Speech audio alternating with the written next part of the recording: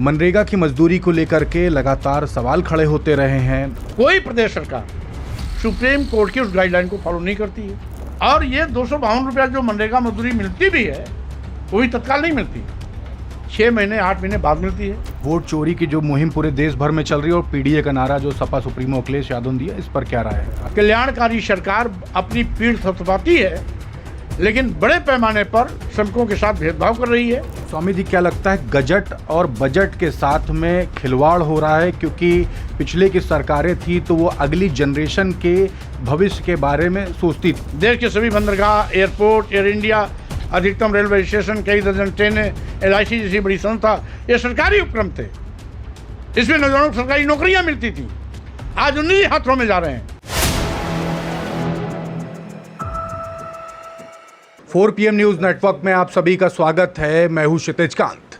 उत्तर प्रदेश में तमाम जो ग्रामीण मजदूर हैं उनकी मनरेगा की मजदूरी को लेकर तमाम सवाल लगातार खड़े हो रहे हैं। आज स्वामी प्रसाद मौर्य जी ने आवाज़ उठाई, प्रेस कॉन्फ्रेंस की। हम बात करेंगे और समझेंगे क्या कुछ मुद्दा रहा।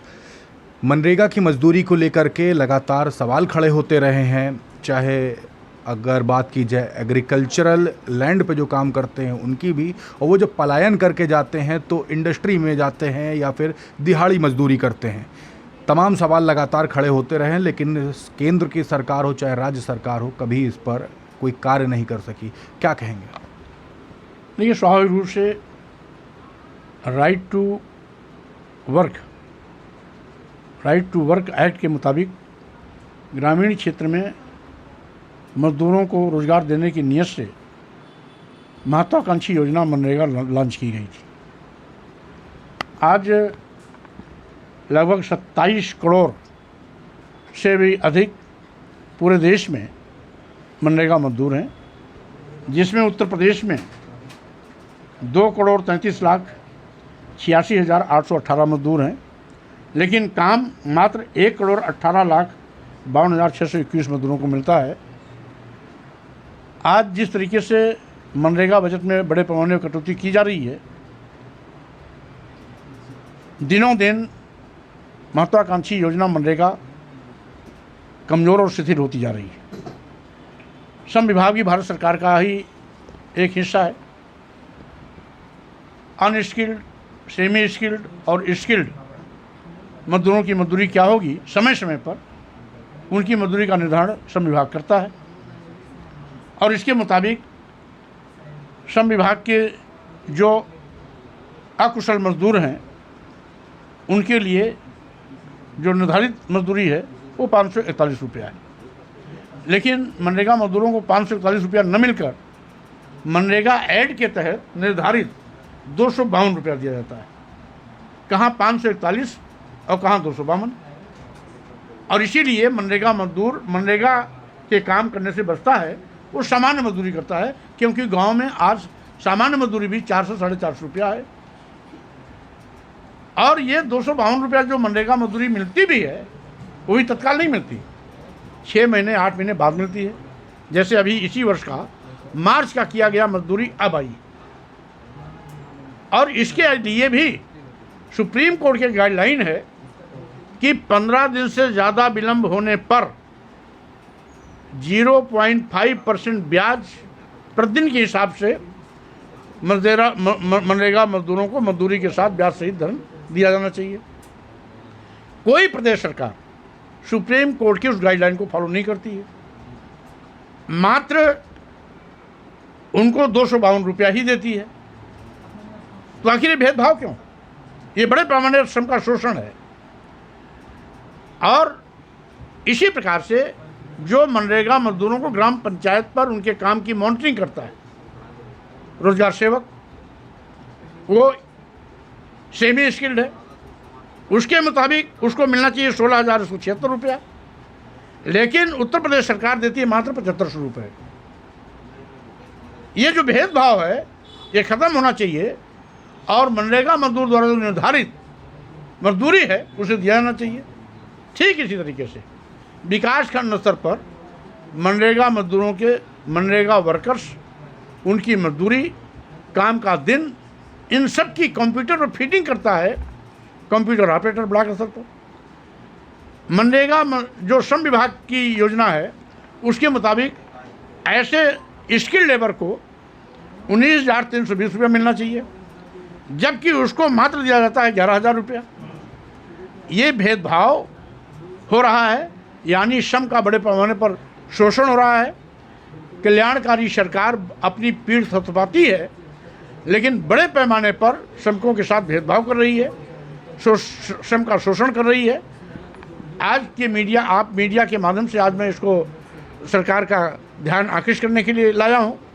और ठीक इसी तरीके से शिक्षा मित्र 1,32,000 शिक्षकों की तरह वो भी शिक्षण कार्य करते हैं। केवल वो बीएड और बीटीसी नहीं है, लेकिन हर शिक्षक का कार्य शिक्षा मित्र को करना पड़ता है और उसको मिलता है 10,000 रुपया। तो इनको भी जिस प्रकार से पहले होमगार्ड को मात्र 7,000 रुपया मिलता था, आंदोलन किया, उन्होंने मांग किया कि जब हम पुलिस की तरह काम करते हैं तो हमको पुलिस की तरह वेतन मिलना चाहिए। अगर उनकी सारी सुविधाएं नहीं देते तो जो पुलिस का मूल वेतन है वो दिया जाना चाहिए।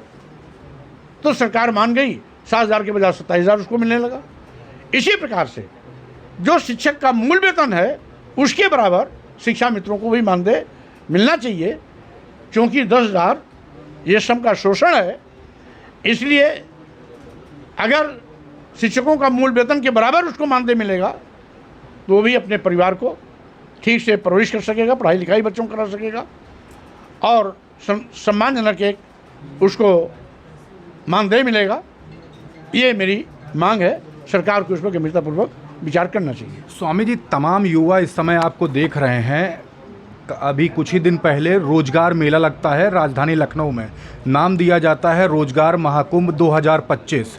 तमाम युवा आते हैं, मैं गया ग्राउंड स्तर पर, उनसे जाके बात तक किया।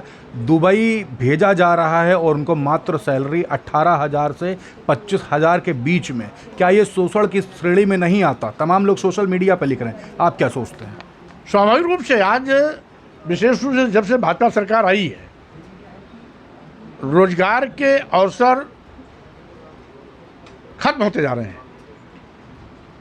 पहले कल्याणकारी सरकारें निजी क्षेत्रों का राष्ट्रीयकरण करती थी, नए रोजगार के अवसर पैदा होते थे, बड़े पैमाने पर लोगों को सरकारी नौकरियां मिलती थी।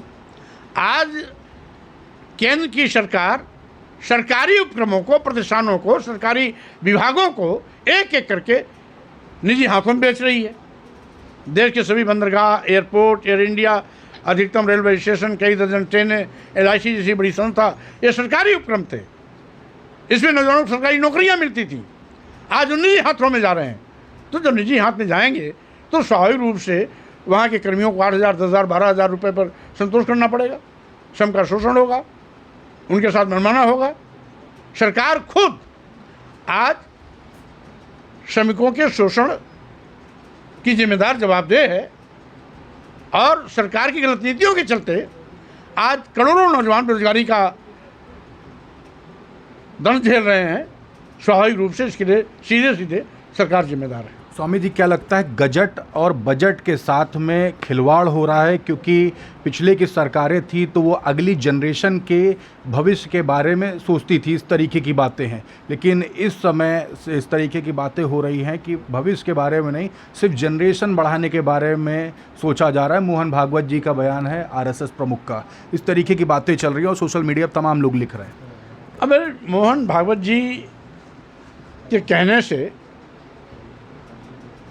कोई संतान नहीं पैदा करेगा। हमारे देश के लोग सूझबूझ के हैं, जो ही पढ़ा लिखा परिवार है कोशिश करता है कि हम उतने बच्चे पैदा करें जो जिनकी ठीक से परवरिश कर सकें, उनकी स्कूलिंग हो सके, उनकी नर्सिंग ठीक से हो सके, उनको हम ठीक से पाल पोष करके सम्मान स्वाभिमान का खड़ा कर सकें। इस बेरोजगारी के युग में अधिक बच्चे पैदा कर क्या देश को भिखारी बनाना है? तो स्वाभाविक रूप से बहुत पहले परिवार नियोजन योजना के अंतर्गत हमारे दो बच्चे का अभियान चल रहा था। इसलिए अब किसी प्रकार का कोई भी बयान, उसका कोई मतलब नहीं, औचित्यहीन है। और सही मायने में ये योजना की घोषणा मोहन भागवत जी को पहले प्रधानमंत्री से पूछ करना चाहिए था, योगी से पूछ करना चाहिए था। तो हम समझते हैं कि पहले ही ये रोक दिया गया होता, लेकिन 3 बच्चे पैदा करने का उनका बयान केवल शिगुफेबाजी है, हवाबाजी है, इसका कोई मतलब नहीं है। बिहार में चुनाव लड़ने जा रहे हैं आप या आपकी पार्टी के? स्वाभाविक रूप से हमारी उस पर नज़र है। हमारे राष्ट्रीय उपाध्यक्ष खुद बिहार रहने वाले हैं, वो हर राजनीतिक गतिविधियों पर नज़र भी रखे हैं और देख भी रहे हैं। हमारी चुनाव लड़ने की तैयारी भी है। बहरहाल हम उचित अवसर पर उचित निर्णय लेंगे। वोट चोरी की जो मुहिम पूरे देश भर में चल रही है और पीडीए का नारा जो सपा सुप्रीमो अखिलेश यादव ने दिया, इस पर क्या राय है? आखिरी सवाल है। देखिए, पहली बात तो SIR के बहाने मतदाता सूची से मतदाताओं का नाम काटने की साजिश अत्यंत निंदनीय है। मैं इसकी घोर निंदा करता हूँ। भारतीय संविधान के मुताबिक सभी को मताधिकार का अधिकार मिला हुआ है। मताधिकार से नाम काट कर किसी को वंचित नहीं किया जा सकता है। अगर ऐसा हो रहा है तो लोकतंत्र की हत्या की जा रही है, संविधान की धज्जियाँ उड़ाई जा रही हैं, निर्वाचन आयोग का मजाक बनाया जा रहा है। निर्वाचन आयोग से मेरी मांग है कि अपनी निष्पक्षता और पारदर्शिता बनाए रखने के लिए उसको आगे आना चाहिए और सत्ता पक्ष का मोहरा बन के काम न करे, बल्कि एक निष्पक्ष सर्वोच्च संवैधानिक संस्था के रूप में अपने उत्तरदायित्व का निर्वहन करे, ये मैं अपेक्षा करता हूँ। पीडीए के नारे के बारे में कुछ नहीं बोले आप? क्योंकि अखिलेश यादव जी स्वयं पीडीए की परिभाषा आज तक नहीं समझ पाए हैं, इसलिए उनका पीडीए केवल मजाक है, इससे सिवाय कुछ नहीं। बहुत बहुत धन्यवाद। तो स्वामी प्रसाद मौर्य जी को सुन रहे थे। तमाम मुद्दों पर हमारी बात होती है, कैसी लगी आपको कमेंट बॉक्स में लिखें और जुड़े रहें 4PM न्यूज़ नेटवर्क के साथ। मैं हूं क्षितिज कांत, कैमरा पर्सन शुभम के साथ। धन्यवाद।